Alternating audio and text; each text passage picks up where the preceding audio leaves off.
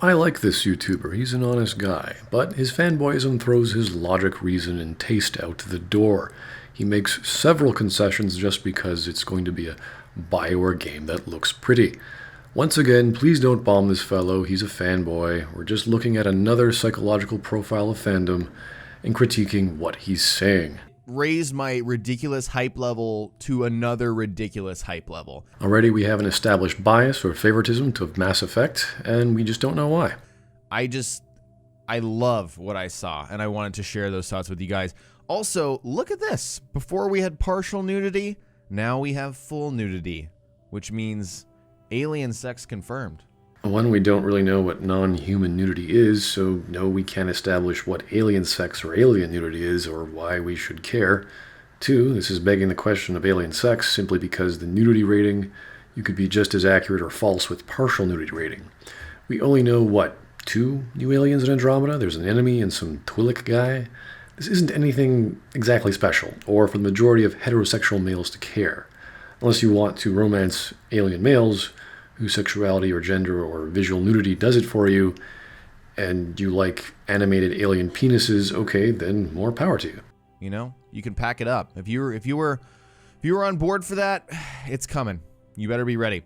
So anyways, guys, when I first saw this trailer the other day, I couldn't contain myself. I had tears, not sobbing, but my eyes were watering because I was realizing how amazing this thing looks. I mean, I'd like to know what exactly causes a grown man to do that over this trailer. This specific trailer. Where exactly does this happen? For me, I come from a perspective of, I'm very optimistic, right? When I see a new game, I'm like, oh my god, it looks amazing. I can't wait to play it. I can't wait to learn more about it. Okay, but why? Because you sound very biased. BioWare could release a Japanese dating sim with 3D screen caps, and that sounds like it would be good enough for you. Sometimes that bites me in the butt because I get too hyped about a game. And, that's just my fault, I guess. But I'm not going to change who I am. That's just who I am. That's how I react to games. So you admit you have a problem, that you don't understand logic or hype or marketing, and you hurt yourself after the fact. Okay, this is a good first step. But holy shit, these open world looking environments, I know BioWare said they're not open world. The diversity of the environments, just how you can move around these battles is so refreshing. And I think the reason it's so refreshing for me is because I've been playing through the first game and the second game. As you guys know, I've been streaming it. And, Shepard feels a little heavy. He feels a little clunky. He feels like he's wearing very heavy boots. And that's just not the case with Andromeda. This is a fair argument that it is somewhat refreshing. Shepard is clunky. The other games were boxing you in. This might be return to form of the original Mass Effect. But again, not seeing how this is worthy of tears of joy. We're going to be jumping around. We're going to be dashing and thrusting, getting around enemies. It's going to be less of a cover, based third-person shooter fest, right? Well, it's still a cover-based third-person shooter fest unless you know what you're doing with your defenses and know how to handle high difficulty. This is still a third-person shooter, as every game always has been. I just can't say enough about these open world-looking environments. I know the game is not open world, but holy shit, it sure looks like it. It looks as close as possible as we're going to get to open world with Mass Effect. Yeah, it sounds just like Dragon Age Inquisition, a single-player MMO, where all that open world was pointless to the main story. Have fun wasting days of your time. Also, people were complaining about her face, Sarah Ryder's face. Look at that face. How can you complain about that? Well, it's not the most attractive face, and seems okay when it's not moving. The issue becomes when she starts talking in cutscenes. It doesn't look very natural. Almost every game journalist who has played the game has said so. Most of the complaints were about the male and female Ryder characters having some dodgy faces and talking animations. I know I don't want to make this video from a place of oh, I told you so. But holy shit. I mean, there were so many people who were like, Andromeda looks bad. I haven't seen the game yet, but I'm an authority and I can tell you that it's going to be a bad game. While there is no school or diploma you can get for a position of authority to state, I think things are looking good, for more truth, which is a fallacy anyway, people and journalists' opinion is that her face isn't that good looking and she doesn't look natural. Maybe that's the facial rigging, the voice acting, the timing, the uncanny valley, I don't know. This has been reported on for months. A day later, after the playtest, the game has gone gold. These things have obviously not been fixed.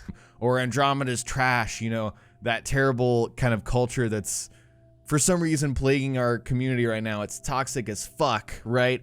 But I feel like the same people that are saying Andromeda looks bad are the ones that are still calling Fallout 4 a bad game 15 months later. So what do you plan on doing about the jet problem in our community? How about the settlement problem? Another settlement needs our help. I'll mark it on your map. Well, it's the internet, so what? And this is all conjecture, trying to label one group who's critiquing one game's visuals while describing another's game in general as negative.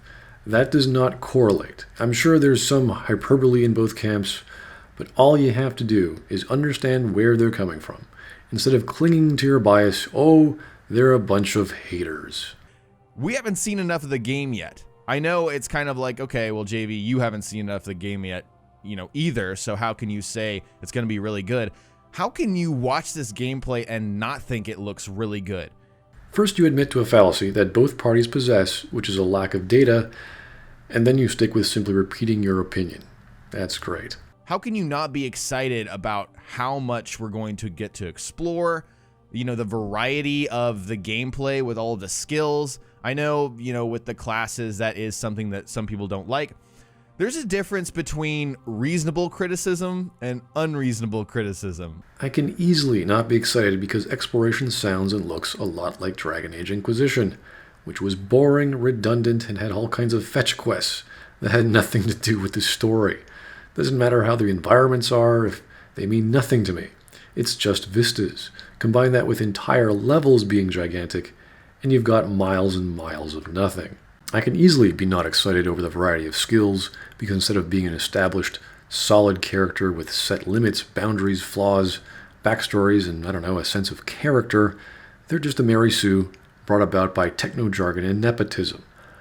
I'd have very little reason to replay with a different loadout or setup, because the game has gone full shooter and has forgotten its RPG roots. I can easily be not excited over the lack of AI, or what we've seen as a lack of AI from nearly every single enemy and your companions. And yes, we don't know the difficulty level, but we do know the trailer was custom made to showing your opponents losing. Like this genius guy just running into 3 opponents, or our teammates just standing out in the open. Criticism that comes from a place of fear, where you're like, it's not going to be good, don't expect too much. My criticism comes from a place of literal observation. Pessimists tend to be significantly more accurate than optimists, or crazed fanboys. Yada, yada, yada. Instead of criticism from a place of, I'm cautiously, I'm cautious, right? What exactly is cautious criticism? What are you being cautious of, and how is that more accurate than lowering one's expectations? How is that a better technique than assessing what your eyes and ears see and hear, and comparing that to past experiences? And how is arguing from caution any different than arguing from fear? Doesn't one beget the other? Aren't you saying they're exactly the same thing, but instead you're just falling back on your fanboyism and just being giddy, stupid, and ignorantly happy? Aren't your expectations simply getting the better of you? I guess the point I'm trying to get across is this gameplay is everything I would have wanted. This is the kind of change that I do want. So it's your subjective opinion that it's better, without giving any examples or telling us why that makes sense, or why being cautious, pessimistic, objective is somehow worse or less accurate? When games progress, especially when you're going from a trilogy where things were pretty much the same and they improved from each game, I believe, some of the gameplay systems like the combat, you could say they took a step back in Mass Effect 3 from 2 in a few different ways. Such as?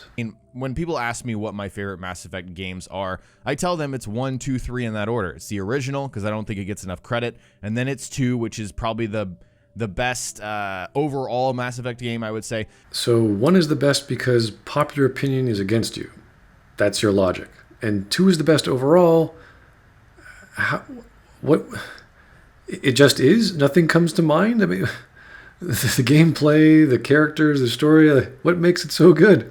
I'm genuinely curious, because Mass Effect 2 was the reasons why I made this channel, because it was such a departure, such a downgrade, a monumental letdown. Where we saw Bioware become just another third-person shooter company trying to take on the big boys. It was pretty sad. And then it's 3. But, you know, when you progress in these games, there has to be some kind of evolution, right? I mean, you don't want to evolve for the sake of evolving, but there has to be some kind of evolution. That's just how it works. Or else people are going to complain that the game is the exact same. Why didn't you just make DLC? You know, that's an argument that people actually bring up. Yes, this is essentially what happened in Halo 4. Why is there another Halo 4? So I'm just genuinely excited about what I've seen here. Yes, but why is that? Is it just the gameplay? It looks good to you? The story, the characters, the setting? What exactly? Because it might evolve? What is your line of thinking here? You know, aside from the title being Mass Effect. What, you know, this Mass Effect franchise is going to evolve into. I know they said they don't have plans for Andromeda to become a trilogy yet, which is fine with me, but this trailer is absolutely a step in the right direction in every way imaginable. In what way is this trailer a step in the right direction? In every way imaginable? Please give me one direction. Again, I understand the criticism of, oh, I wish there was more slower tactical combat.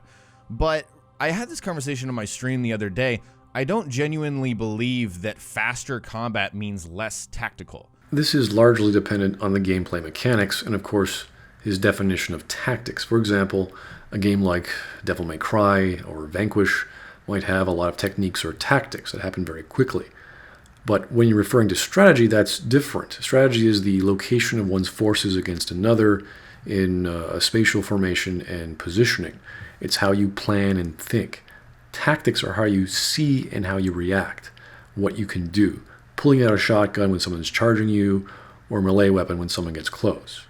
You know, I don't believe that exists. I actually do believe that faster paced combat, unless you're playing a strategy game, right? Because if you're playing a strategy game and you're queuing up, you know, lots of moves in order, then that makes sense. You want it to be slower paced so you can stop and plan. This is not a strategy game. This is an action RPG. That's what Mass Effect has always been. Let's not pretend it's anything otherwise. And so I am a big believer in the fact that fast-paced combat is an upgrade from slower-paced combat in this genre. It just makes sense. Okay, this is a fair, simple argument. Speed has nothing to do with tactics, but it does relate to strategy, or at least strategy games, where you have to use your head. You look at every other game in this genre, and they are moving towards that, and it actually does make sense. I mean, some people will look at not Mass Effect, at Dragon Age Inquisition and be like, oh God, if Andromeda is anything like the awful Dragon Age Inquisition, then we're screwed. Please give me an example of how trying to mimic Dragon Age Inquisition is a good idea. How isn't that a recipe for disaster? And that's just not true. That's another one of those bandwagon hate games that people just love to hate. It's like, oh yeah, Inquisition, that was the worst. You know, Bioware really screwed up on that one.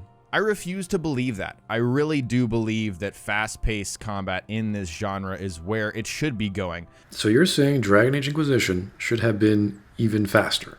That there should be no real time with pause?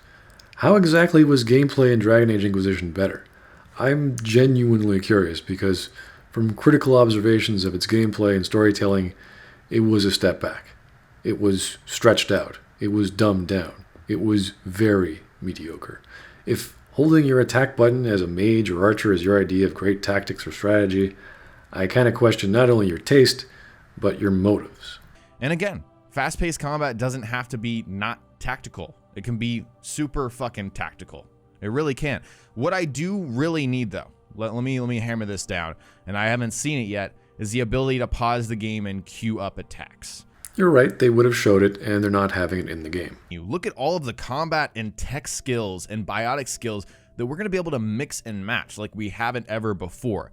It's absolutely insane. And I know that's another point that people are worried about, the fact that there's no concrete classes. That was something that initially worried me. I'm going to be honest with you guys. It made me cautious, cautious optimism. Like I said, that's kind of where I always stand. I don't want to fall into this trap of, oh, it's going to be terrible before I know anything. But yeah, cautious optimism. I was a little bit worried about that, but BioWare has provided a lore reason for that. It's because we're the Pathfinder. We are this not genetically modified. Maybe we're genetically modified. I don't know.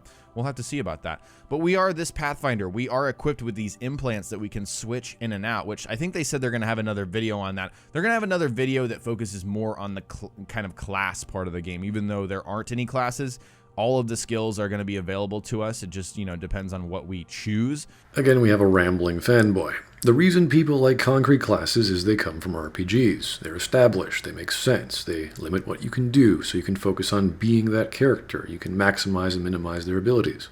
Mass Effect is now slowly detaching itself of its RPG status and going straight in a third-person action shooter, if it hasn't already. All of the skills or classes rankings in this menagerie screen are for combat. And eventually you can get all the skills in the game, which is absolutely crazy. I mean, we can see that Sarah Ryder, actually that's blocked by my big head, but Sarah Ryder in this gameplay is level 70. She's level 70, so that's really high up. I mean, that's like a lot of level progression, which is really exciting for me, right? Like, why is it exciting for you? I mean, Dragon Age Inquisition had hundreds of hours of mindless exploration of finding new elf root sources, but it was boring as hell to do so. What's the value in it? Considering it's not open world, nor is it as customizable or as moddable as Bethesda games, how is this exciting for you?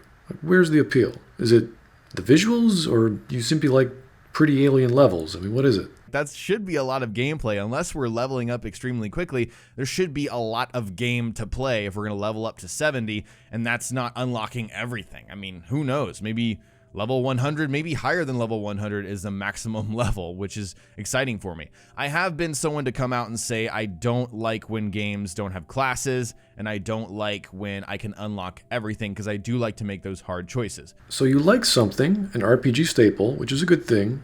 You like making the hard choices, which is also a staple of Mass Effect, but you have an open mind because the graphics are pretty? But you know what? This game looks so good that I'm keeping an open mind. I don't like the Skyrim way of doing things. I much prefer the Fallout 3 or Oblivion way of doing things. Not Fallout 4, because in Fallout 4, you can level up infinitely and unlock everything. So I hope that's not something that kind of, drains my hype for it, or my excitement, or my enjoyment of the game. So you're actually saying you don't like this aspect of Mass Effect Andromeda, but you're willing to give it a chance. That's like saying you already know you don't like steak. You have done so for the past few years, but willing to go to a steakhouse because that disgusting-looking steak might be a new shade of blood you haven't tried yet. So guys, to kind of wrap up my thoughts, this trailer did it for me. This had me sold. I was already sold on the game. And here's another problem. There was not much to sell you on in the past few months. Really, there was no other gameplay trailers. You were going to buy it anyway. This had me double sold. This had me like, I want to buy the game twice, even though I'm not going to, because that would be ridiculous. Why would I do that, right? Because your logic is biased, emotional, and thus ridiculous, and I wouldn't be surprised. This trailer did it for me. Could you please tell us what part of the trailer did that for you? All I heard was that it looks good. What aspect? Visually, the gameplay, what? And I am beyond excited for the game. I mean, this game hopefully is going to have me playing for months and months on end. Considering how hyped up you are for it, prepare to be disappointed. Big time.